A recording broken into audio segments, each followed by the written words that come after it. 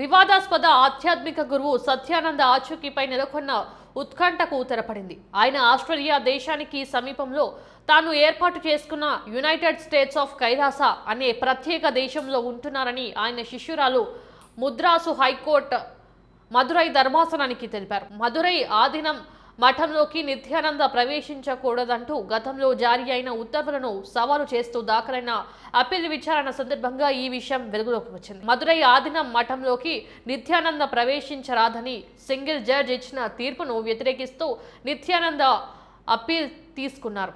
ఈ కేసు నిన్న మదురై ధర్మాసనం ఎదుట విచారణకు వచ్చింది. ఈ సందర్భంగా నిత్యానంద తరపున ఆయన శిష్యురాలు అర్చన హాజరై వాదనలు వినిపించారు. ఆస్ట్రేలియా దేశానికి దగ్గరలో ఉన్న యునైటెడ్ స్టేట్స్ ఆఫ్ కైలాస అనే ప్రత్యేక దేశంలో ప్రస్తుతం నిత్యానంద నివసిస్తున్నారని ఆమె కోర్టుకు తెలియజేశారు. గతంలో ఈ కేసు విచారణ సందర్భంగా నిత్యానంద అసలు ఎక్కడ ఉన్నారు, ఆయన చెబుతున్న కైలాస దేశం ఎక్కడ ఉంది, అక్కడికి వెళ్లాలంటే వీసా, పాస్పోర్ట్ లాంటివి అవసరమా అంటూ ధర్మాసనం పలు ప్రశ్నలు సంధించిన విషయం తెలిసిందే.